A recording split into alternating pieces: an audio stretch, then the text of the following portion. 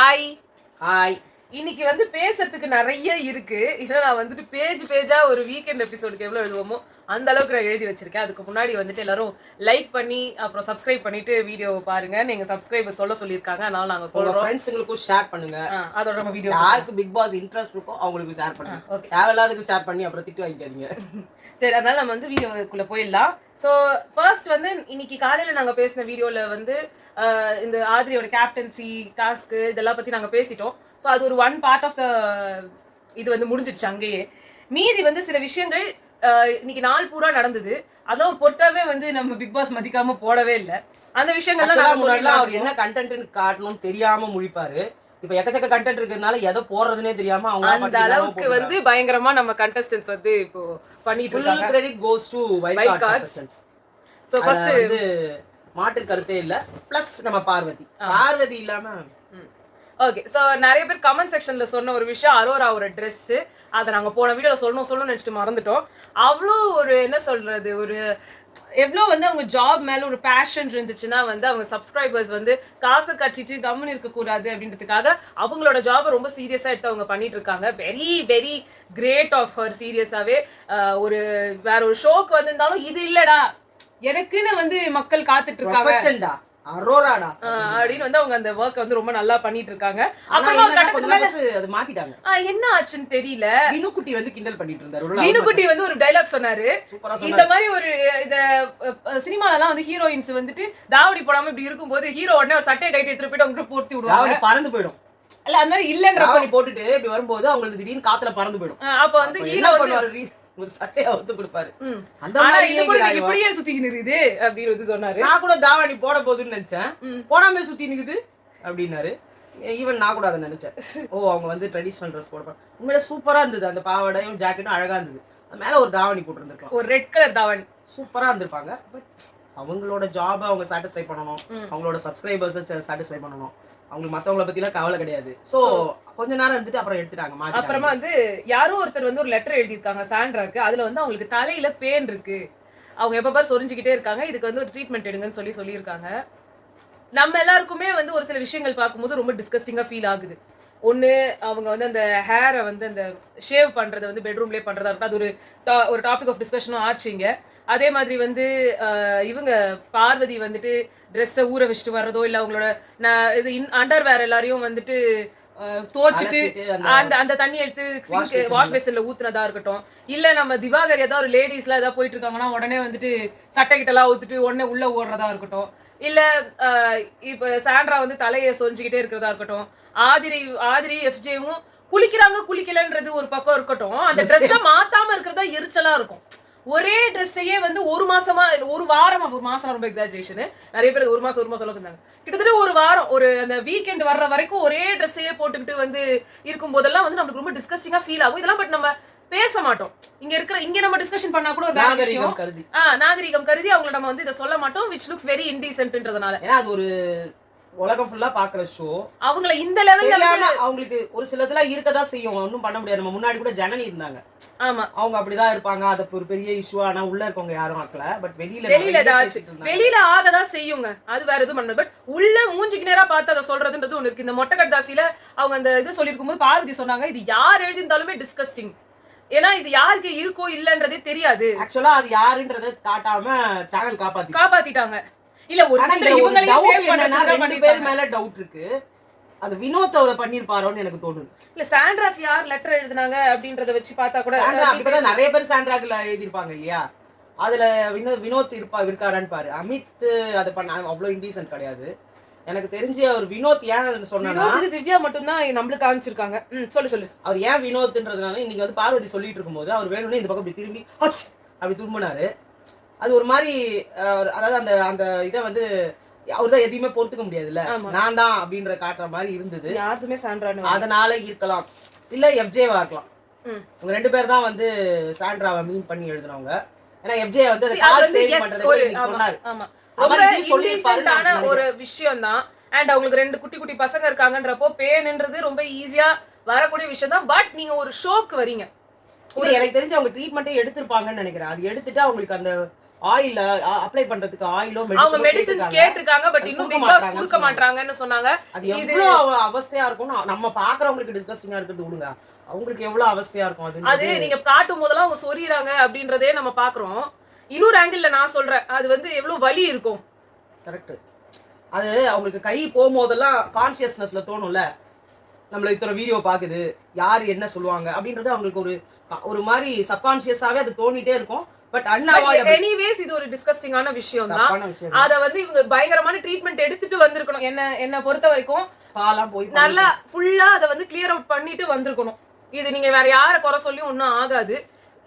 இந்த டாபிக்க வந்து அவங்க மொட்டக்கடாசில போட்டது எழுதினது வந்து எவ்வளவு சீப்பான பிஹேவியர். எனக்கு தெரிஞ்சு ஒண்ணு ரம்யா எழுதிருக்கணும், இல்ல வினோத் எழுதி. ஏன்னா இந்த மாதிரி சீப்பா பேசுறதெல்லாம் வந்துட்டு ஆம்பளைங்கள்ல நிறைய பண்ணுவாங்க. அமித் வந்து இந்த மாசம் வர்றதானே, விக்ரம் தான் வந்துட்டு அவங்களுக்கு பீரியட்ஸ் வரும்னு தெரிஞ்சு தானே வந்திருக்காங்க அப்படின்னு பேசுறதா இருக்கட்டும். ரொம்ப கீழ்த்தரமா கீழே இறங்கி போறதுக்கு அவங்களுக்குலாம் தெரியும். கேர்ள்ஸ் சைட்ல பார்வதி இந்த மாதிரி பேசியிருக்காங்க, கம்ருதீன் தப்பா தொடறாரு எல்லாம் சொல்லி. இப்ப ரீசெண்ட் டைம்ஸ்ல ஓவரா பாய்ஸ் பேசுறது காதுல பட்டு ரொம்ப எல்லாத்தையும் தரக்குறைவா, அதாவது இவரோட குறை முதுகுல 1000 குறை இருக்குது. ஒரு சட்டைய ஒரு வாரமா போட்டு இருந்த பெருமை அவருக்கு தான் போய் சேருண்டா. இப்ப நெக்ஸ்ட் போயிடும், இதுவே நம்ம போய் பேசிட்டு இருக்க தேவையில்ல. வியானா வந்து இந்த நாமினேஷன் அப்போ பண்ணது எனக்கு ரொம்ப பிடிச்சிருந்தது. விக்ரம் வந்து தலை மாதிரி பிஹேவ் பண்றாரு. எந்த ஒரு டாஸ்க்ல யாரு ஜெயிச்சு யாரு தலையானாலும் இவருக்கு ஏதாவது இந்த மாதிரி ஒரு பதவியை கொடுத்துடுறாங்க. அதுல இருந்து அவரு தான் ஹெட்னு அவர் நினைச்சுக்கிறாரு. அப்புறம் பாரு கிட்ட நம்ம ஏதாவது பண்ணோம்னா நம்ம லைம் லைட்ல வந்துருவோம், வெளியில தெரியுவோம், அவங்க அதுக்கு பதில் சொல்றதுல நம்மளுக்கு ஃபயர் விடுவாங்கன்னு நினைச்சுக்கிட்டே அவர் பண்றாரு. சாண்ட்ரா திவ்யா கிட்டயும் அதே மாதிரி தான் பண்ணுவாரு. எல்லார்கிட்டயும் ஒரு கம்ஃபர்ட் ஜோனை வந்து வச்சுக்கிறாரு. அந்த கம்ஃபர்ட் ஜோன்னால இடிச்சு என்னோடது நானு என் அறிவு கூட இருக்கவங்க யாரும் எந்த ஒரு பதிலும் சொல்ல முடியாத நிலைமைக்கு தள்ளப்பட்டுறாங்க. அவங்க வீக் ஆகி இவர் ஸ்ட்ராங் ஆயிடுறாரு. எனக்கு இந்த point personally very very very very very வேலிடா தோணுச்சு. இதுக்காகவே வியானா உள்ள இருக்கணும். ஆமா, இல்ல எனக்கு சீரியஸாவே நிறைய விஷயம் அவங்களது சிலது கொஞ்சம் லூஸ் தரமா இருந்தாலும் பட் நிறைய விஷயம் அவங்க சொன்னது எனக்கு நல்லா தான் பட்டுச்சு. அடுத்து விக்ரம் அந்த எஃப்ஜேன்ற ஒரு டிராப்புக்குள்ள மாட்டாம இருக்கிற வரைக்கும் அவங்களோடது என்ன போய் சொல்றாங்க அந்த ஒரு கன்றாவிய பண்ணாம இருந்தாலும், ஆனா எப்பவுமே பாத்தீங்கன்னா சரி வீக்கெண்டா இருந்தாலும் சரி இல்ல ஒருத்தர் வந்து ஒரு நாமினேஷனா இருந்தாலும் சரி பட்டுன்னு அடிப்பாங்க அவங்க. அதை வைக்கிறது பாயிண்ட்ஸ் நல்லா இருக்கும். ஏன்னா நான் ஏன் இதை ரொம்ப வியக்கிறேன்னா, இத பார்வதியாலையும் பண்ண முடியும் பட் பார்வதி நிறைய மாத்துவாங்க. பட் இவங்க கரெக்டாவே இதை சொல்லுவாங்க. திவ்யாவால இதை ஸ்ட்ரக்சரேட் பண்ணவே முடியாது. ஒரு விஷயத்தை ஸ்ட்ரக்சரலா ஆக்கி அதை வந்து ஒரு என்ன சொல்றது, ஒரு அடுக்கடுக்கா வரணும்னா திவ்யா பேனாக்கி பெருமாளாக்கி அப்படி திவ்யாக்கு வந்து அன்னைக்கு காலையில 6 மணி இருக்கும்ல இருந்து ஆரம்பிச்சாதான் ஒழுங்கா வரும். பட் அவங்க பாயிண்ட் ஆனா செம்ம வேலிடா இருக்கும். ஆனா நீங்க பொறுமையா கேட்கணும். மொட்டக்கடிதாசி எழுதிருந்தாங்கல்ல, சூப்பரா இருந்தது. எல்லாருமே 2 லைன் தான் செம்ம. அவங்கள வந்து ஒரு ஒரு ஒரு மோசமான அததான் அவங்க சொன்னாங்க. கடிதாசி எழுத சொன்னாங்க, மொட்டை கடிதாசி எழுத சொன்னாங்க. அதுல கூட ஒரு டீசென்சி வேணாமா அப்படின்னும் போதே அவங்களோட அந்த பாயிண்ட் ஆஃப் திங்கிங் இருக்குல்ல, அது ரொம்ப நல்லா இருக்கு. ஏன்னா என்ன யாருன்னே உனக்கு தெரியாது, நான் என்ன வேணா உனக்கு கேட்கலாம். அதுதான் அதுலதான் சொல்றேன், எவ்வளவு ஒரு சீப்பான பிஹேவியரா இருந்தா இந்த பேன் விஷயத்த போய் நீங்க போடுவீங்க. உங்களுக்கு முதுகுல ஒவ்வொருத்தருக்கும் 1008 அழுக்கு இருக்கு. நான் இதுல யார் எழுதிருந்தாலும் சொல்றேன். நான் இப்ப மீன் பண்ணது 2 பேர் யாருக்கு அவங்க யார் எழுதிருப்பாங்கன்னு நினைக்கிறீங்கன்னு தெரியுமா? ஏன்னா நாங்க லைவ்ல சொல்ல ஏன்னா யாருமே தெரியல.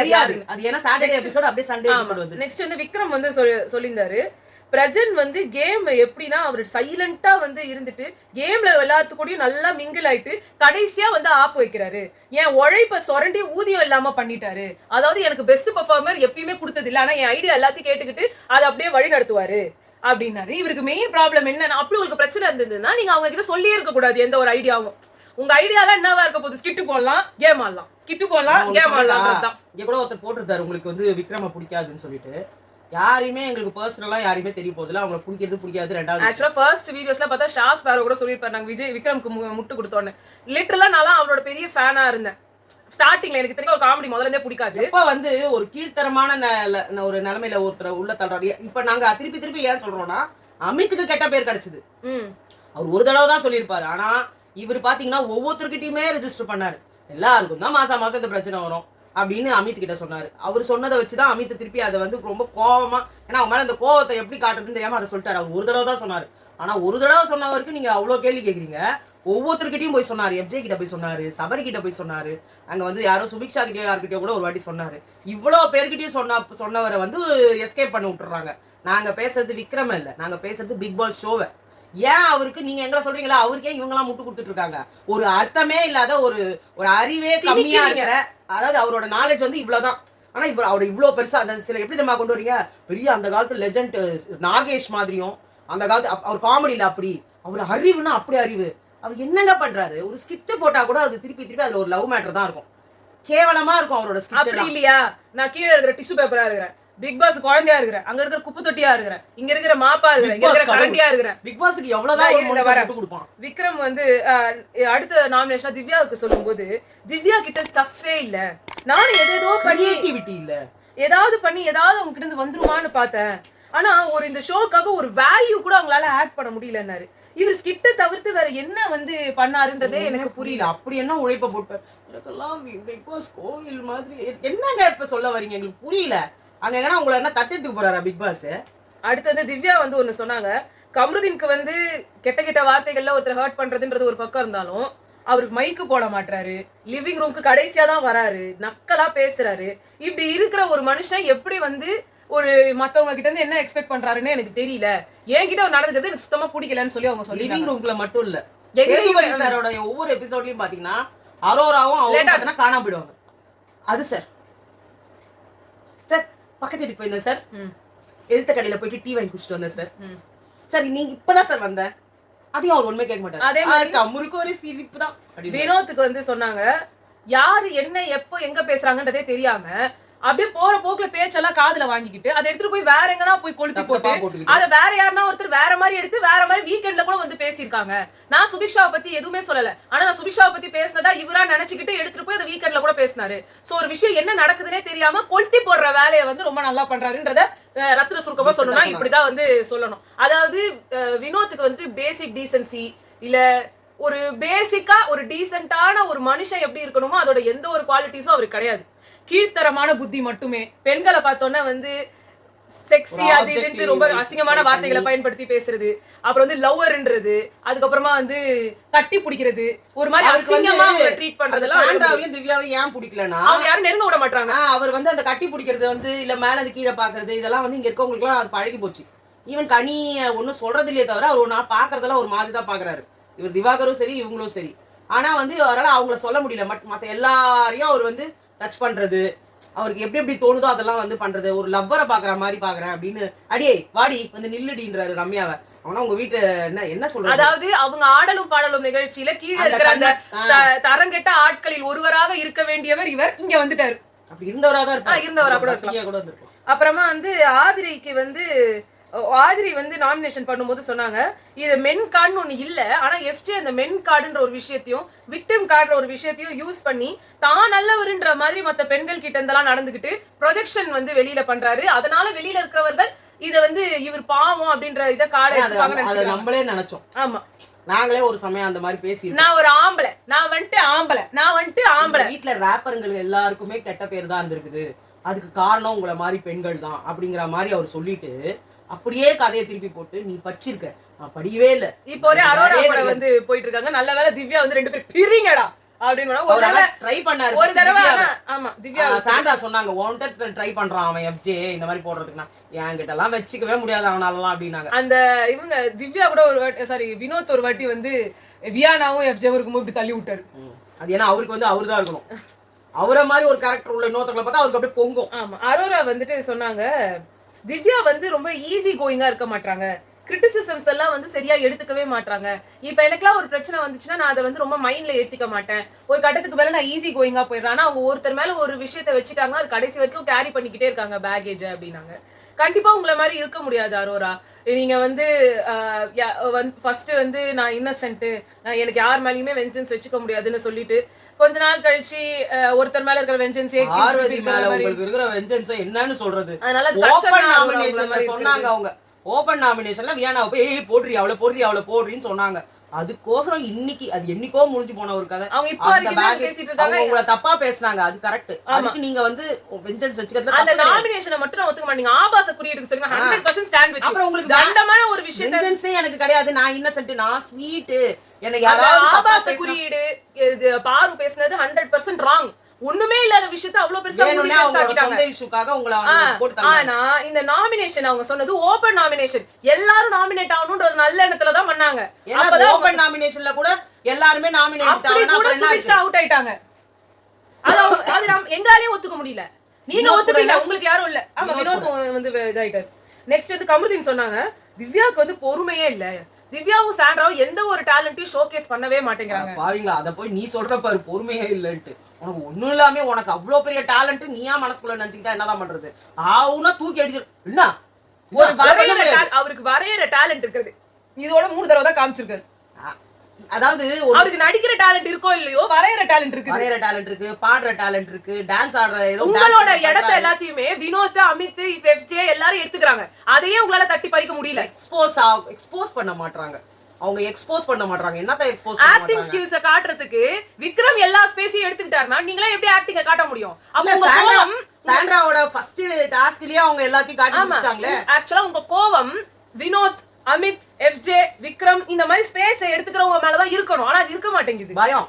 அடுத்தது இதுக்கே 20 நிமிஷம் ஆயிடுச்சு நம்ம பேசுறது. அடுத்து ஸ்டார்ட் பண்ணு. அரோரா வந்துட்டு ரொம்ப ரொம்ப ஓவர் கான்ஃபிடென்ட்டா வந்துட்டு ஆயிட்ட மாதிரி இருந்துச்சு இங்க பேசும்போது கூட. நிஜமாவே ஆயிட்டாங்க. நீங்க வந்து நான் நாமினேட் ஆகணும்னு ஏங்க நீங்க இவ்ளோ துடிக்கிறீங்க அப்படின்ட்டுலாம் வந்து அவங்க பேசுறாங்க. ஒரு காலத்துல நான் வெளியில போகணும், என்ன நாமினேட் பண்ணி வெளில அனுப்பிச்சிடுங்க. ஆமா, ஏன்னா நாமினேஷன்ஸ்ல வந்துட்டு சபரி இல்ல, வியானா இல்ல, இவங்க இல்லையா, அரோரா இல்ல, அதுக்கப்புறம் ரம்யா இல்ல, அப்புறம் இன்னொருத்தவங்க யாரு, ஆதிரை இல்ல. சோ அரோரா வந்து அப்ப சொன்னாங்க பாரு என்ன நாமினேட் பண்ணது வியானா கிட்ட சொன்னாங்க. அவ சாணி கரைச்சு மூஞ்சிலே ஊத்துவா கமருதே, நீ அப்ப கூட போய் நிப்ப. கேவலமான வார்த்தை. காலையில நாயின்னாச்சு, இன்னைக்கு இதுன்னு சொல்லியாச்சு. செல்ஃப் ரெஸ்பெக்ட் இருக்கிற மிஸ்டர் கமருதீன் இது எல்லாத்தையும் பார்த்துட்டு கம்முன்னு தான் இருக்கிறாரு. நெக்ஸ்ட் அதுக்கப்புறமா வந்து பார்வதி அரோராவோட கான்வர்சேஷன் நடந்துட்டு இருந்துச்சு. அதை இவ்வளவு கட் ஷார்ட் பண்ணிட்டாங்க. அது கிட்டத்தட்ட 1 மணி நேரம் நடந்தது. ஐயோ அந்த கொடுமையை காட்டாம இருக்குது. அப்புறம் டிபேட்டுக்கு வந்துச்சு. அப்ப ஜட்ஜுக்காக ஒரு இவ்வளவு பெரிய சண்டை நடந்துச்சு. அந்த சண்டையில என்னன்னா அரோரா நான் ஜட்ஜா டிஸ்கஸ் பண்ணாங்களோ இல்லையோ இத பண்ணிட்டாங்க. ஜட்ஜுக்கு வந்து அரோரா நின்னாங்க. அப்ப திவ்யா என்ன சொன்னாங்க, ஏன் அவங்களே நான் இது வரைக்கும் ஜட்ஜாவே இருந்ததுல நான் ஜட்ஜா இருக்கேன்னு அவங்க கேட்டாங்க. இப்ப இவங்க 2 பேருக்கும் இவங்க தான் யானா ஊனா ஓட்டு எடுப்பாங்கல்ல, அப்படி எடுக்க ஆரம்பிச்சாங்க. உடனே வியானாவும் உள்ள வந்துட்டாங்க. அப்போ இவங்க எல்லாம் என்ன பண்ணாங்க, எங்களுக்கு பாயிண்ட்ஸ் பேசுறதுக்கு ஆள் வேணும், பாயிண்ட்ஸ் பேச தெரியாதவங்க ஜட்ஜா இருந்துட்டு போறாங்க, எங்களுக்கு வந்து ஆனா திவ்யாவும் வியானாவும் நல்லா பாயிண்ட் பேசுவாங்க, அவங்க வேணும்ன்ற மாதிரி பேசிட்டாங்க. அப்போ அவங்க அஃபெண்ட் ஆனாங்க. அவங்க அப்ப சொல்றாங்க, அப்ப நீங்க என்ன சொல்ல வரீங்க, பேச தெரியாதவங்க ஜட்ஜ் ஆகணும், அப்ப டம்மியா நானு டம்மி பீஸா இருக்கவங்க வந்து ஜட்ஜ் ஆகணுமான்னு கேட்டது. அவங்களே வந்து சொன்னாங்க, அவங்களே ஏத்துக்கிட்டாங்க. அவங்க இல்லம்மா அவங்க ஒரு தப்பான பாயிண்ட வச்சிட்டாங்க, அப்ப அது மறைக்கணும் என்ன பண்ணணும், சண்டே பெருசாக்கணும். அவங்க அப்படிதான். சோ இப்ப இவங்க என்ன சொன்னாங்க, அரோரானா நான் வந்து எனக்கு வந்து ஜட்ஜா இருக்கணும், நான் வந்து நல்லா பேசுவேன், நல்லா பேசுற ஆளு ஜட்ஜா இருக்கணும் அப்படின்னாங்க. இது என்ன லாஜிக்னு தெரியல. பட் ஓகே, சொல்றது கரெக்டான லாஜிக் தான். இல்ல அது பிக் பாஸ்ல சரிப்பட்டது. அது எப்பவுமே பிக் பாஸ்ல தண்டகர்மாந்திரமா எதுவுமே பண்றவங்க தான் அங்க ஜட்ஜா இருக்கணும். நீங்க வந்து வெளிய தள்ளும் ஆட்கள் தான் வந்து அங்க ஜட்ஜா உட்கார்ந்திருக்கும் ஆட்கள். ஏன்னா அவங்க எதுவும் பெருசா வேலை இருக்காதுன்றதுனால. திவ்யா வந்து அவங்க வந்து நான் இது வரைக்கும் ஆனதே இல்லை, நான் ஆகணும்னு நினைக்கிறேன்னு நின்னாங்க. வியானா என்ன பண்ணாங்க, நான் உங்களுக்காக நான் பேசி மார்க் வாங்கி தரேன், என்ன போடுங்கன்னாங்க. இது வந்து கரெக்ட். ஆனா மனசுல இருக்க வேண்டிய விஷயம். நீங்க வந்து இது பப்ளிக்கா இத சொல்ல முடியாது. அது அவனுங்க முன்னாடி போய் சொல்றீங்க. வந்து கம்மியா தான் சொல்லிருக்காங்க. இவங்க 2 பேர் தான் கத்தி அதை பெருசாக்குறாங்க. நீ என்ன இருந்தாலும் நீங்க டிஸ்கஷன் அத வந்து நம்ம ஃப்ராட் விக்ரம் வந்து பாத்துட்டாரு. ஏன்னா அவர் எல்லா இந்த மாதிரி விஷயங்கள்லாம் கண்டுபிடிச்சிருவாரு அவர். இவங்க 2 பேரும் வந்து அவங்க வந்து ஜட்ஜ் ஆகணும்ன்றதுக்காக இத பேசினாங்க. 2 பேருமே அதுவும் 2 பேருமே கத்துவாங்க. திவ்யாவும் சரி அரோராவும் சரி 2 பேரும் கத்திட்டாங்க. பட் நான் இன்னொன்னு சொல்றேன், வியானா இந்த ஒரு பாயிண்ட் அங்க சொல்லியே இருக்க கூடாது. அப்படி நீங்க இதெல்லாம் சொல்ல போறீங்கன்னா எல்லாரும் கும்பலா அவங்க உட்கார்ந்து டிஸ்கஸ் பண்ணாங்க வாங்க அப்படின்னு சொல்லிட்டு ஒண்ணா உட்கார வச்சு பேசணும். எதுக்கு கத்துறீங்கன்னு தெரியல, எதுக்கு கோச்சிக்கிறீங்கன்னு தெரியல, உங்களுக்கு இம்பார்ட்டன்ஸ் கொடுத்துனே இருக்கணும்ன்றீங்க. ஆக்சுவலா டம்மின்றத உங்களை மீன் பண்ணவே இல்ல, அரோரா அவங்களே தான் சொல்லிக்கிட்டாங்க. நீங்க இந்த வார்த்தையை சொன்னது தப்புன்னு சொல்லியும் உங்க எல்லாரும் ஓட் போட்டு உங்களை செலக்ட் பண்ணிட்டாங்க. அப்பயும் நீங்க டம்மின்னு அதை புடிச்சுக்கிட்டீங்க. ஏன்னா உங்க பக்கம் வந்து நியாயம் இல்லன்றது வந்துடக்கூடாதுன்றதுக்காக அந்த சைட்ல இருந்து நம்ம விக்ரம் வேற தர்ணா போராட்டத்துல இறங்கிட்டாரு. எனக்கு வந்து நீதி வேண்டும், எனக்கு வந்து அவரு வந்து அதனால வந்து அரோராவா அது மாறுச்சு. இல்லன்னா அது வியானாவில தான் இருந்திருக்கும். அப்புறமா அதுவே அவங்களுக்கு மண்டவலியா வந்திருக்கும்னு அவங்களுக்கு தெரியல. ஆமா, ஏன்னா இது வந்து வந்திருந்தாலும் என்ன ஆயிருக்கும். ஏன்னா அரோரா இருந்ததாலேயே இவங்க எல்லாரும் அவங்க கிட்ட பேசி ஜாலியா இருந்துட்டு அப்படி போயிடுச்சு. இல்ல ஒரு நியாயமா அவங்க பேசினாலும் கமருதீன் ஒத்துக்குவாரு. ஆமா, இப்ப நீ என்ன பேசுற அப்படின்னு ஒரு வேணும்னே பண்றவரு அவரு. அதுக்கப்புறமா வந்து இது விக்ரம் வந்து நடுநிலையாக இல்லாத ஒரு ஆளை சூஸ் பண்ணுங்க. அதாவது இந்த டாஸ்க்னு வந்துச்சுன்னா பிபி சுகர் எல்லாம் வந்து போயிடும். என்னன்னா அரோரா வந்துட்டதுனால நம்ம தான் வின்னு அவங்க வந்து நினைச்சிட்டாங்க. கிட்டத்தட்ட அப்படிதான் இருந்துச்சு. ஆனா சொல்லுவாங்க தெரியுமா, ஒரு இந்தியா பாகிஸ்தான் மேட்ச் நடக்குதுன்னா கடைசி வரைக்கும் உட்கார்ந்து பார்க்கணும், கடைசி பால்ல கூட ஏதாவது ஆகும்னு. அந்த மாதிரி தான் வந்து இங்க நடந்தது. பாகிஸ்தானுக்கு சப்போர்ட் பண்ணினே வந்துட்டு கடைசியில இந்தியாவுக்கு வந்து ஜெயிக்கும். அம்பையர் வந்து சோ ஃபர்ஸ்ட் வந்து அரோரா சொல்லிட்டாங்க, டாபிக்கை டைவர்ட் பண்ணா நாங்க நெகட்டிவ் மார்க்கிங் போடுவோம், யாரா ஹெல்ப் பண்ணீங்கனாலும் நாங்க நெகட்டிவ் மார்க்கிங் போடுவோம். அது நடந்துகிட்டே தான் இருந்தது. இவங்க எதுவும் போட்ட மாதிரி தெரியல. சோ ஃபர்ஸ்ட் எடுத்தோன்னே வந்து கிச்சனுக்கு வந்துச்சு. நிறைய விஷயங்கள் கட் பண்ணிட்டாங்க. இவ்வளோ கிட்டத்தட்ட 2 மணி நேரம் நடந்த டிபேட்டை 5-10 நிமிஷத்துக்கான கண்டென்ட்டா மாத்திட்டாங்க. அவ்வளவு எவ்வளவுதான் போட முடியும். நாங்க ஆனா எங்களால முடிஞ்ச அளவுக்கு நான் டக் டக் டக்னு சொல்ல ட்ரை பண்றேன். சபரி வந்து கிச்சன் டீமுக்காக பாய்ஸ் டீம்ல இருந்து பேச வந்தார். அவர் ஃபர்ஸ்ட் எடுத்தோன்னே பொறுப்பு அப்படின்னு ஒரு விஷயம் சொன்னீங்க, அதுல ஜட்ஜும் வரும், அதால அவங்க சேர்த்துக்கவே முடியல, அது அவுட் ஆஃப் டாபிக். ஏன்னா அந்த பொறுப்புன்றது கிச்சன் பொறுப்பு தான் அவங்க சொல்லியிருந்தாங்க, இந்த பொறுப்பு இல்ல. ரெண்டாவது பாயிண்ட் பப்ளிஷ் இது போட்டாங்க. ரெண்டாவது வாரத்திலே பாய்ஸ் மட்டுமே சபரி எஃப்ஜே கலை நாங்கெல்லாம் வந்து இந்த இதுல கிச்சன் டீம்ல இருந்தோம், ஆனா எந்த ப்ராப்ளமுமே இல்லைன்னு சொல்லி அப்ப கலை எக்கச்சக்கமா சொன்னார். நீங்களே கிட்டி நின்றீங்க, அவருக்கு சான்ஸே கொடுக்கல, இத்தனைக்கும் அவர் தான் எல்லா ரெசிபியும் சொன்னாருன்னு சொல்லி சொன்னாரு. அது மட்டும் இல்லாம அந்த கிச்சனோட மேடை மேல காலை வச்சு எகிரி குதிச்சு போனீங்க உங்க இது பாக்குறதுக்கு, உங்களோட ஸ்டாச்சுவோ யாருன்னா வந்து குத்திடுறாங்களான்னு சொல்லி அந்த விஷயத்த வந்து இங்க இருந்தவங்களுக்கு எல்லாம் அம்னீசியா போடுறது சொல்ல தெரியல. ஆனா கலையை வந்துட்டு நீங்க என்ன சொன்னீங்க, டாய்லெட் போயிட்டு வந்துட்டு கை கழுவாம வருவான், கை கழுவினியா நீ அப்படின்னு கேட்பீங்க. ஆனா நீங்க வந்து வாயில வந்து விசில வச்சு ஊதிட்டு அந்த கரண்டி எடுத்து அப்படியே கரண்ட் கையால சேர்த்தையும் பண்ணுவீங்க. சோறுலாம் சப்பாத்தி பேசஞ்சீங்க, அதுதான் மெயினே. ஆமா, சோறு கூட பாத்தீங்கன்னா அவர் அப்படியே கலருவார், வாயால அப்படி விசில் அடிப்பாரு, அப்புறம் சோறு அப்படி கலந்து அந்த தயிர் சாதத்தை எல்லாருக்கும் ஊட்டி விடுவாரு. அப்புறமா வந்து என்ன விஷயம், இதுல நான் ஒண்ணு சொல்லிடுறேன். இதுல என்ன விஷயம்னா, இதை அவங்க சொன்னப்போ அவருக்கு அப்படி எனக்கு தெரியவே தெரியாது, இப்படி ஒண்ணு நடந்ததா, கலைன்ற ஒருத்தர் இருந்தாங்க அந்த வீட்டுல நடிச்சாம் பாருங்க அந்த ஆளு. சாம்பார் ஸ்குவாட்ல வந்துட்டு கிச்சன் க்ளோஸ்ட்னு போட்டாங்க. அப்படி ஒரு கல் நெஞ்சாம் எங்களுக்கு யாருக்குமே கிடையாது. டாஸ்க் பைத்தியக்கார மாதிரி பேசக்கூடாது. அடுத்து கழுவி வந்து போடாம எந்த விஷயத்தையுமே கழுவாம நாங்க எதையுமே போட மாட்டோம், அது ஒரு டாஸ்க் நாங்க எல்லாம் பண்ணுவோம். அப்புறம் வந்துட்டு பகிர்ந்து உண்ணுதல், நாங்க எல்லாருக்கும் ஊட்டி ஊட்டி விட்டு பகிர்ந்து, அதை நான் ஒத்துக்கிறேன். அப்புறமா வந்து சுத்தம்னா நாங்க கை கழுவாமலாம் நாங்க எதையுமே பண்ணதே கிடையாது. வினோத்தையும் கலையையும் திவாகரையும் போய் கேளுங்க. 4-5 தோசை குத்தோம் ஒவ்வொருத்தருக்கும், நீங்க 2-3 தோசை தான் குத்தீங்க. நீங்க 100 தோசை கொடுத்தாலும் கொடுக்கலன்னு தான் சொல்லுவீங்க. இன்னோவேட்டிவா நாங்களாம் டிஷ் பண்ணோம், 3-4 குழம்பு சேர்த்து ஒரே குழம்பாக்கிலாம் நாங்க போட்டுக்கிறோம். அது வந்து அது பேர் கதம்ப சமையல். சாம்பார், பொரியல், ரச்சம் யாருன்னா செஞ்சு கொடுத்துருப்பாங்க, அது எல்லாத்தையும் ஒன்னா போட்டு சுண்ட வச்சு சுண்ட குழம்புன்னு கூட சொல்லுவோம் நாங்களாம். அதை எடுத்து போட்டு அதுக்கு ஒரு பெருமை வேற. ஜப்பான்காரங்க எதையோ கண்டுபிடிச்சான், ஆப்பிரிக்காக்காரங்க எதையோ கண்டுபிடிச்சான், நம்ம சபரி கண்டுபிடிச்சதுலாம் இதான்.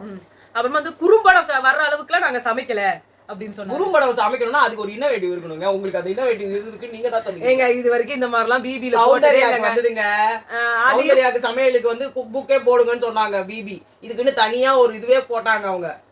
இவங்க வீக்கெண்ட்ல விஜய் சேதுபதி ஒரு விஷயமா எடுத்து பண்ணாரு, அதுக்கு என்ன பண்ண முடியும்? ஆக்சுவலா பார்த்தா அவங்க சிரிச்சுக்கினே செஞ்சிருந்தா அது ஜாலியா இருக்கும். அவங்க அதை அழுதுகிட்டே செஞ்சதுனால அது பிரச்சனையா போய் முடிஞ்சு. அண்ணன் லட்சுமி அப்படின்னு அவங்கள சொல்ற மாதிரி அண்ணன் பிரம்மன் எங்களை சொல்லணும். ஓகேங்க, சொல்லிட்டா போச்சு அப்படின்னு சொன்னாரு. இன்று முதல் நமது சபரி அண்ண பிரம்மன் என்று அழைக்கப்படுவார். அப்புறமா வந்து அரோரா சொன்னாங்க, நீங்க உங்களை எத்தனை பேர் வந்து நிஜமா ஃபுல் ஆன் குக்கிங் பண்ணீங்க அப்படின்னு கேட்டாங்க அந்த கேள்வி. அப்ப 4 பேர் வந்து கை தூக்குறாங்க. அடுத்து விஜய் பாரு இந்த சைடு பெண்களுக்காக பேசினாங்க. அப்போ அவங்க வந்து இன்ட்ரோடக்ஷன் நல்லா இருந்தது, அவையோரே என்ன சான்றோரே என்னை போன்றோரே, அந்த மாதிரி வந்து ஒரு அழகான ஒரு இது கொடுத்தாங்க. அதுக்கப்புறமா வந்து பேசுறாங்க தமிழே. இவங்க நான் நிறைய பேசாங்க, ஆனா இவங்க கம்மியா காமிச்சாங்க.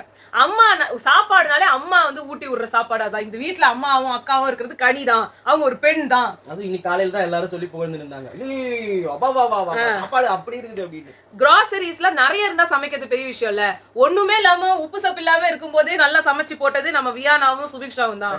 அப்புறமா வந்து அம்மிக்கல்லுன்ற ஒரு விஷயம் இருக்கும்போது அதுல ஆட்டி வடை போடலாம்னு சொல்லி திவ்யா முதுகொலியோடையும் வந்து போட்டாங்க. அப்புறம் வந்து ஸ்வீட் அப்படின்னாலே வந்து பீட்ரூட் கேசரி ஞாபகம் வர்ற அளவுக்கு வியானாங்க ஸ்வீட் செய்றாங்க. இந்த வீட்லயே வந்து வந்துட்டதுக்கு அப்புறமா தக்காளி சட்னின்ற ஒரு விஷயத்தையே வந்து இன்ட்ரோ듀ஸ் பண்ணது நம்ம கனி அக்கா. சாதம்னு ஒண்ணு மீந்ததுன்னா அதை கூழாக்கி குடிச்சிடலாம் அப்படின்ற அளவுக்கு வந்து யோசிச்சது பெண்கள் தான். நாங்க எங்க வீட்டுங்கள்ல இருக்கிற பெண்களுக்கு தலை வலிக்குதுன்னு டீ கேட்டப்போ கூட அதை கூட கொடுக்கறதுக்கு துப்பு இல்லாம இருந்த ஒரு கேப்டன் தான் வந்து எஃப்ஜே. அவர் ஒரு ஆண் தான், நோய்க்கு கூட வந்து கொடுக்க மாட்டேன்னு சொல்லி நின்னவரு. வார்டனா நான் இருக்கும்போது எல்லாருக்கும் டீ ராகி மால்ட் போடுறேன்னு நான் இறங்கி பண்ணேன். எஃப்ஜே வந்து இந்த இதெல்லாம் போட்டா அது ஒரு எக்ஸ்ட்ரா பாத்திரம் கழுவணும், யாருக்கும் டீ காஃபில கொடுக்க வேணாம்னு சொன்னார், ஆனா நான் அதை ஒத்துக்கல. அப்புறமா நேத்து கூட நாங்க வந்து ஒரு எண்ணெயை வச்சு அன்லிமிட்டடா பூரி போட்டு எல்லாருக்கும் கொடுத்தோம்.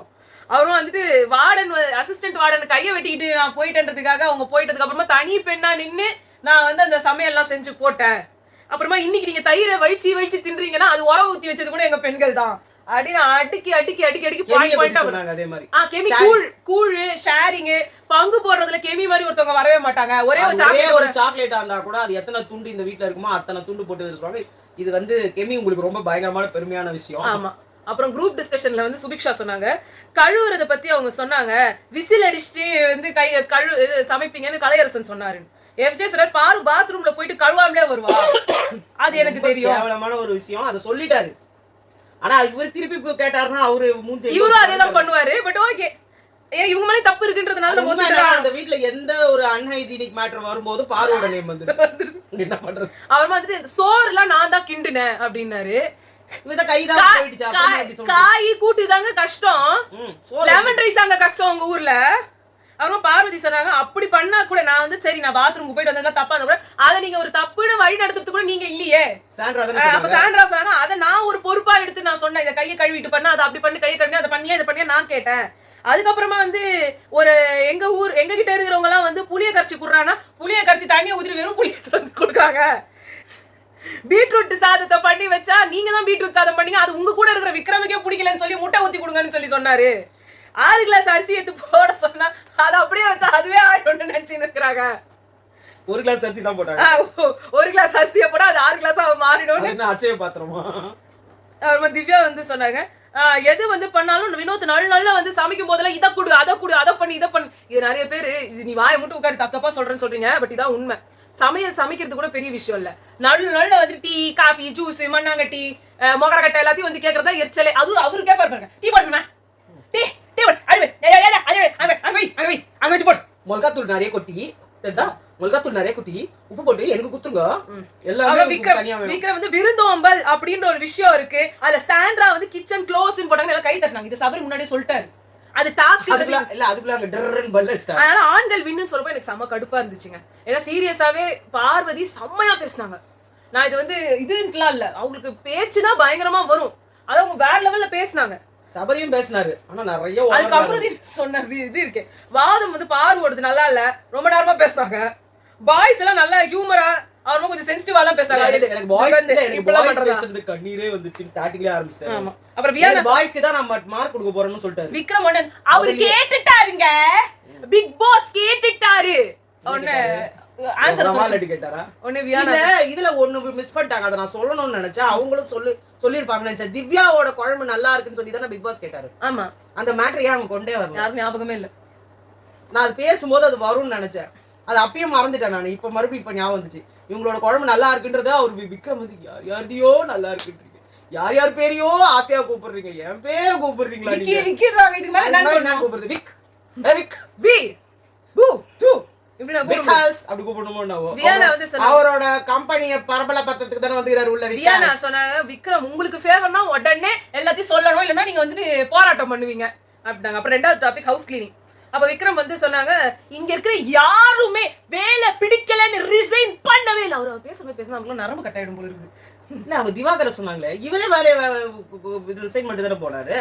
ஐயா அதே மேனேஜர் போஸ்டிங்ல என்னால இருக்க முடியாது ஐயா. அதே யாருமே பேச மாட்டாங்க. அது டாஸ்க் இல்ல, இவரு டாஸ்க் பேசுன மாதிரி எல்லாம் லூஸ் மாதிரி டாஸ்க். அதே மாதிரி திவாகரும் போஸ்டிங் வாங்க, அதுவும் டாஸ்க் தான். ஆமா அத சொன்னாங்க. ஏன் சொல்லல?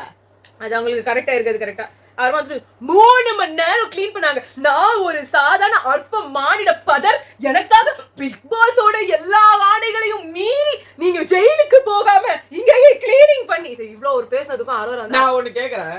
இல்ல உங்களுக்கே மூஞ்சி லட்சம் மாதிரி அன்னைக்கு விஜய் சொன்னாரு, அதை நான் எங்கன்னா கேட்டனா? அது ஸ்ட்ராட்டஜி, அவங்க வேணும்னே பண்ணாங்க, அது தப்பு கிடையாது. பிக் பாஸ் சொன்னா என்னங்க, பிக் பாஸ் அவங்க பண்ணி தானே இருந்தாங்க. என்ன அவர் உண்மை கேட்கலன்னு இவரே சொல்றாரு. அவர் வந்து செலக்டிவ் அம்னீசியா, அவர் பாதி தான் கேட்கும். விக்ரம் என்ன அப்படி இருந்தா கேட்டிருப்பாரு விஜய் சேதுபதி. இப்ப அதுக்கு ஒரு வாட்டி வந்து கேட்கணும் போல இவர. அதாவது விஜய் சேதுபதி இவர பெருமையா சொன்னது மட்டும் இவர் காதுல ஏத்திக்கிட்டு அதை ஞாபகத்துல வச்சுப்பாரு. இவரை வந்து தப்பா கேட்கிற கேள்விகள் எல்லாத்தையும் இவரை வந்து தப்புன்னு சுட்டி காட்டுறது எல்லாத்தையுமே வந்து எவனோ ஒரு விக்ரமா யாருக்கு தெரியும். அதாவது இல்ல ஸ்பிளிட் பர்சனாலிட்டி. அந்த விஷயம் சொல்லும் போது அந்த கேரக்டர் அண்ணியன் கேட்டுப்பாங்க, இதெல்லாம் இருக்கும்போது அம்பி கேட்டுப்பாரு. சோ அதுக்கப்புறமா வந்து கொழுப்பு பிடிச்சவங்க என்ன கொழுப்பு இருந்தா போகாம இருப்பாங்க. எவ்வளவு பெரிய அஃபென்சிவான வேர்ட் அது. அதுக்கு சுபிக்ஷா அழகா கேட்டாங்க, உங்களுக்கு வேலை வாங்க துப்பு இல்லங்க. சுபிக்ஷா இல்ல பார்வதி, சுபிக்ஷா கேட்டாங்க. சுபிக்ஷா வேலை சொல்றாங்க. இல்ல நான் சொல்றேன், அது கொழுப்பு எடுத்து போய் இவங்க ஜெயிலுக்கு போல. அப்புறம் பிரஜன் எவ்வளவு நல்லா பண்ணாரு அதெல்லாம் சொன்னாங்க. அதுதான் சுபிக்ஷா சொன்னாங்க. பாரு வந்து ரிசைன் பண்ணது அதுக்கப்புறமா பண்ணாங்க சரி. அப்படியே கூடவே பின்னாடியே போய் வாட்டர்மெலன் ரிசைன் பண்ணாரு. அப்ப அவரு ஒரு ஆண் தானே. அதுக்கப்புறமா வந்துட்டு இவங்க சொன்னாங்க திவ்யாவும் சாண்ட்ராவும் அந்த வேலையை வந்து படுத்துக்கிட்டே பண்ணாங்களோ என்னமோ பண்ணாங்க, அவங்களுக்கு பிடிச்ச மாதிரி என்டர்டெய்னிங்கா பண்ணாங்க. இதுல என்ன தப்பு இருக்கு? அப்பதான் பாரு சொன்னாங்க வேலை வாங்க தெரியல விக்ரமுக்கு. அதாங்க உண்மை. பொறுப்பு உங்ககிட்ட கொடுத்தாங்க, பிக் பாஸ் செத்து போயிட்டாங்க. நான் சொல்றது இந்த அற்ப பதர் சொல்றது இந்த மானிடர்கள் எப்படி கேட்பாங்க? இவர் வந்து இரண்ய கசிபோ இல்ல அவரோட தோல்வி அவரால் ஒத்துக்கவே முடியல. நீங்க 2 பேரையும் வேலை வாங்குறது தான் உங்க பொறுப்பு. உங்களால வேலை வாங்க முடியல. அதாவது இவரோட மைண்ட்ல என்ன கடுப்பேத்துறதுக்காக நான் உங்களை கடுப்பேத்த பண்ணாங்க அவங்க. இல்ல நீங்க என்ன நினைச்சிட்டு இருக்கீங்க? இங்க நீங்க ஒரு விக்லர்னு ஒரு கேரக்டர் பண்ணீங்க, அத பிக் பாஸ் பண்ண சொன்னாரு. அத போய் திவ்யாவை லவ் பண்ண சொன்னீங்க, நீங்க தான் பண்ணீங்க. இல்ல நீங்களா எடுத்துக்கிறது தானங்க. அவரு ஒரு டாஸ்க் தான் சொன்னாரு, அது என்ன பண்ணணும் எப்படி பண்ணணும்ன்றது நீங்க எடுத்துக்கிறது தானங்க. ஆனா இதுக்காகவே வீட்டை விட்டு வெளில அனுப்பிச்சிடணும் அவங்க ரெண்டு பேருன்றத வச்சு பேசிக்கிறாரு அவரு. அதாவது இவர் நினைச்சிட்டு இருக்கிறது, இவர் வந்து ஒரு பக்தன், அவர் வந்து கடவுள். அதுவும் நான் என்கிட்ட மட்டும் தான் பேசுவார். அரையன் 312 கடவுள் மாதிரி 112 கடவுள் வரும். அந்த கடவுள் என்கிட்ட மட்டும் தான் பேசுவார். அவர் பூச்சாரி. அவர் கடவுள், இவர் பூஜாரி. நம்மலாம் வந்து வெளியில இருக்கிற பக்தால்ஸ். ஓகேவா? வெளில நம்ம பிச்சை எடுக்கிற ஆளுங்கன்னு நினைக்கிறேன். நம்ம இல்ல, அது பிக் பாஸ்ல இருக்கவங்க பக்தால்ஸ். அதான் வெச்சுக்கலாமா? நம்மலாம் வெளில ரோட்ல உட்கார்ந்து பிச்சைக்காரங்க. பிச்சைக்காரங்க மட்டும் இல்ல, நம்மலாம் வந்து இந்த தேங்காவை போட்டா வந்து போர்க்கு தருவாங்க. அந்த மாதிரி வந்து அவர் பேர் நம்மள வந்து கிரியேட் பண்ணிடுறாரு. ஆமா. அப்புறமா வந்து ரம்யா சொன்னாங்க, கம்ருதீன் வந்து ட்ரெஸ் வந்து அவ்வளோ அவன் நானே சொன்னா அவனோட ட்ரெஸ் அண்டர் வேற எல்லாம் கீழே போட்டு தான் கடக்க வச்சிருக்கான் அவரோட. சொன்னாங்க இப்படிலாம் அவமானப்படுத்த கூடாது. இத அருமையா கண்டிக்கிறேன். நீங்க வந்து ஜட்ஜையே அசிங்கப்படுத்துறீங்க. காலை வந்து ஷேவ் பண்றாங்க. வினோத் வந்து முடி நிறைய வருது. இந்த முடி வரது 2 இடத்துல அவர் வச்சிட்டாரு. அடுத்ததையும் சொல்றேன். அதுக்கப்புறமா வந்து சுத்தம், செருப்பு இதெல்லாம் பத்தி இவங்க பேசினாங்க. நான் சொல்றேன், எஃப்ஜே எப்ப செருப்போட தான் பெட் மேல வந்து காலை வைப்பாரு. இங்க சபரி அவரு வந்து இப்படி வச்சுக்கிட்டு காலோட சபரி வந்து கலைய சொல்லுவாரா, கலை சொல்லுவாரு. நம்ம காலை தூக்கி வச்சோம்னா காலை கழுவியான்னு கேட்பாரு. இவர் வந்து பார்த்தோன்னா செருப்போட தூக்கி காலத்துக்கு மேல வைப்பாரு. அதான் அரோரா சொன்னாங்க, கூட்டாதது ஒரு ஸ்ட்ராட்டஜி அப்படின்னு விஜய் சாரே சொல்லியிருக்காரு அப்படின்னு சொல்லி. அப்புறம் விக்ரம் சொன்னாங்க, அது டாஸ்க் இல்ல, அது பேபி கொடுத்தது, அத அவங்க மன்னிக்கல அப்படின்னு, பனிஷ்மெண்ட் அப்படின்னாரு. அதுவும் வந்து டாஸ்க் தான் சார், உங்களுக்கு புரியாது சார், உங்களுக்கு வந்து நீங்க பண்ணாதா சார் உங்களுக்கு. நீங்க அடுத்த வாட்டி வந்துறீங்க பிபி 10க்கு மறுபடியும் ரீஜாயின் ஆயிடுங்க. ஆமா, பாத்ரூம் கிளீனிங்க்கு ஆதிரை சொல்றாங்க, யூரின் போனா எல்லா இடத்துலயும் அடிச்சுக்கிறாங்க, டிஷ்யூ பேப்பர்ல இருந்து எடுத்தா ஷெட் வருது, ஹைஜீனே இல்ல, சீட் கவர் வந்து சரியா மூடுறது இல்ல, ஃப்ளஷ் பண்றது இல்ல, வாஷ்ரூம்ல இன்னர் வேர் கிடக்கு, ஷேவ் பண்ணா முடிய கீழே போறாங்க. சபரி சொன்னாங்க, கம்ருதீன் நாங்களே சொன்னோம், வெளில நின்னுட்டு அப்படியே இதை வச்சுட்டு அப்படியே கொட்டின்னு கிடந்தாரு. அதுக்கப்புறம் டிஷ்யூ பேப்பர் ரோல் எப்படி மாட்டணும் தெரியாது. திவாகர் வந்து தண்ணி இருந்தப்பயும் சரி இல்லாதப்பயும் சரி 2 தடவையும் அவர் யூஸ் பண்ணதே இல்லை. எஃப்ஜே வந்துட்டு வாட்டர் டேங்க் டாஸ்க்ல சபரின்ற ஆண் தான் பண்ணாரு. இதுக்கும் என்ன சம்பந்தம்? அவர் பாருவோட ட்ரெஸ் அத வந்து அங்கதான் வச்சிருக்காங்க. இது இன்டர்ப்ட் பண்ணா நான் எப்படி பேசுறது? நல்ல இவங்க ஆதிரை பாயிண்ட் வைக்கும் போது பேசிக்கினே இருக்காங்க உங்க டீம், அதெல்லாம் காதுலயே விழாது இருக்கு. அதுக்கப்புறமா வந்து மேக்கப் அங்கதான் பண்றாங்க. வேற எங்க போய் பண்றது? உங்க வீட்ல வேணா போய் பண்ணிட்டு வர சொல்லலாம். Vinod sir makeup tissue paper எவ்வளவு தெரியுமா கிடக்குதே? சரி அவர் சொன்னாரு, அத சொல்லவே இல்ல நீ. அப்புறமா முடிக்கு எட்டு போட்டா நல்லா இவ்ளோ பெரிய குக்கர் வாங்கலாமா? அது திவ்யா சொன்னாங்க, எஃப்ஜேவை வந்து நாங்கலாம் எப்பவுமே நல்லா பண்ணுவோம், அதை விட நல்லா அவர் வந்து இது கூட்டி பெருக்கிட்டாரேன்னு சொல்லி நாங்கெல்லாம் பாராட்டணும். ஒரு நல்ல மனசுல நல்ல எண்ணத்துல பாராட்டிட்டோம். தெரியாதுன்னா ஒரு ஆம்பளை இவ்ளோ க்ளீனா பண்ணிட்டாரு. அதுக்கப்புறம் பொம்பளைங்க யூசுவலாவே பண்ணுவாங்க. அது கண்ணி நல்லா சொன்னாங்க. அவர் வந்து முடி கொட்டுறதுன்றது ரொம்ப நார்மலான விஷயம், அது அநாகரிகமா இங்க வந்து அவர் பேசுறாரு. முடிய யாருமே இழிவால பேசல, முடி கொட்டுறத பத்தி நீங்களா தான் தப்பா பேசுறீங்க, நாங்களா யாருமே பேசல. உங்களுக்கு முன்னாடி இந்த ஒரு தடவை பேசுறாங்க. அதான் கண்ணி சொன்னாங்க, எஃப்ஜே ஒரு டாஸ்க்குக்காக அந்த பாத்ரூமை க்ளீன் பண்ணோம், ஆனா பெண்களை பண்றது நாங்க எப்பயுமே பண்ணுவோம், அதை விட சூப்பர், அதை ஈக்குவலா பண்ணிட்டாரேன்னு எங்களுக்கு வந்து இதாயிடுச்சு. சாண்ட்ரா சொன்னாங்க, முடிக்கு குக்கர் குடுக்குறேன்னு சொன்னது எங்களுக்கு அவமரியாதையா தான் இருந்தது, அதுக்காக தான் அந்த விஷயத்த சொன்னோம். ஸ்விம்மிங் பூல்ல தொப்பக்கட்டையா நனைஞ்சிட்டு அப்படியே வரீங்க. அப்ப சபரி சொன்னாங்க, சேத்துல நீங்க அந்த டாஸ்க்ல நீங்க தான், நீங்க எல்லாரும் தான் இருந்தீங்க. சேத்து டாஸ்க்ல வீடே சேத்துல போச்சு. ஆமா, ஆனா அது ஒரு நாள் ஸ்விம்மிங் பூல்ல குளிச்சிட்டு வர்றது யாரு? அதாவது டாஸ்க் இவருக்கு விக்ரம் சொன்ன மாதிரி கடவுள் கொடுத்த டாஸ்க் இல்ல. இவர் வந்து வினோத் இப்ப கூட முந்தா நேத்து போய் உழுந்து வரல, ஓடி போய் கடைசியில சொன்னாங்க, அவங்க நெத்தி அடி கவுண்டர் கொடுத்தாங்க, அதனால நான் கொடுத்தேன் அப்படின்ட்டாங்க. இதோட முடிச்சுக்கலாம், ரொம்ப டைம் ஆயிடுச்சு.